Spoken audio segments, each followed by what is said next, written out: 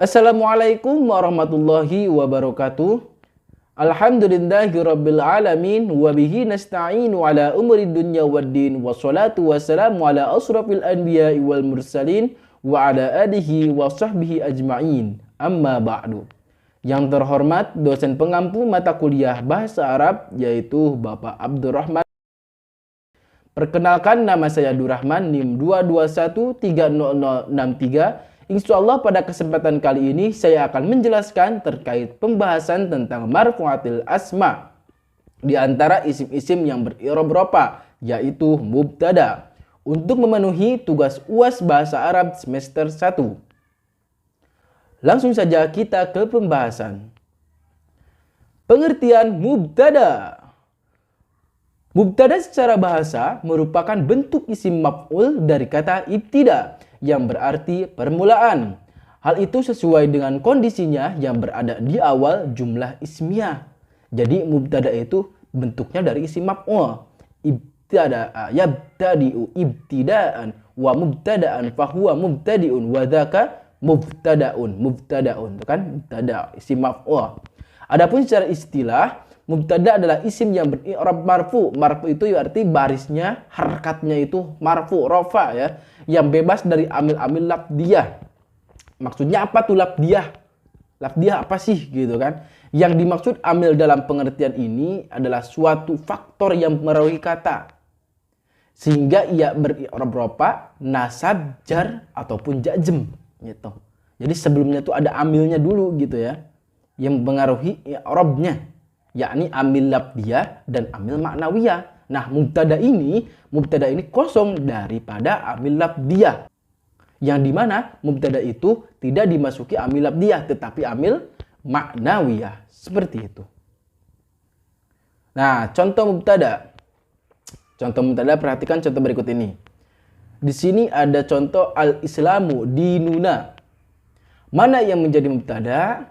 Yang menjadi mubtada adalah lafaz al-islamu. Kenapa dia mubtada? Karena dia yang pertama pembahasan tadi dia berada di awal. Ya. Al-islamu dinuna. Yang pertama kata al-islamu, yang kedua kata dinuna. Al-islamu jadi mubtada karena dia berada di awal. Yang kedua, al-islam itu barisnya marfu, harakatnya marfu, i'rabnya marfu. Diropakan al-islamu, tuh ada domah di akhirnya ya. Itu menandakan bahwa mubtada itu bahwa al-islam itu berharakatkan, beri'rabkan marfu atau rafa, seperti itu. Yang menjadikan al-islam itu menjadi mubtada. Kita lanjutkan ke macam-macam mubtada. Ditinjau dari jenis kata, mubtada itu terbagi menjadi dua macam. Yang pertama, mubtada isim dohir, dan yang kedua, mubtada yang berupa isim domir. Mubtada berupa isim dohir seperti apa? Maksud dari dohir yaitu nampak jelas, berbanding terbalik dengan domir yang mana ia kata ganti yang bersifat umum. Contoh mubtada isim dohir. Al-hadiqatu jamilatun. Al-hadiqatu. Al-hadiqatu, itu kan? Al-hadiqatu itu mubtada isim dohir yang dimana mubtadanya itu dohir, nampak jelas gitu. Bukan kata ganti yang bersifat umum. Al-hadiqatu kebun, langsung gitu. Langsung secara dohir kelihatan. Nah, yang kedua mubtada isim domir. Di mana mubtada isim domir? Domir adalah kata ganti. Yang dimaksud di sini adalah domir munfasil. Ya, domir munfasil kan domir itu terbagi dua bagian. Ada domir munfasil dan juga ada domir muttasil. Nah, yang masuk ke dalam mubtada ini bukan domir muttasil, melainkan domir munfasil, yaitu kata ganti yang terpisah. Ia ada 12. Huwa, huma, hum, hiya, huma, hunna. Anta, antuma, antum, anti, antuma, antuna, ana, nahnu. Contoh mubtada isim domir. Hiya jamilatun. Hiya jamilatun. Nah, yang menjadi mubtada yaitu lafaz hiya. Dan hiya ini tadi di sini kan isim domir ya. Dia merupakan kata ganti yang artinya dia. hiya jamilatun, dia cantik. Jadi lapan hiya itu jadi mubtada. Mubtada isim domir. Tapi mubtadanya dibikin dari mubtada isim domir yang berartikan kata ganti seperti itu. Kita lanjut ke syarat-syarat mubtada. Syarat-syarat mubtada. Yang pertama, pada dasarnya mubtada selalu berada di awal kalimat. Namun ada beberapa kondisi yang mengubahnya dari hukum asalnya. Yang dimana kondisinya khobar di awal dan mubtada di akhir.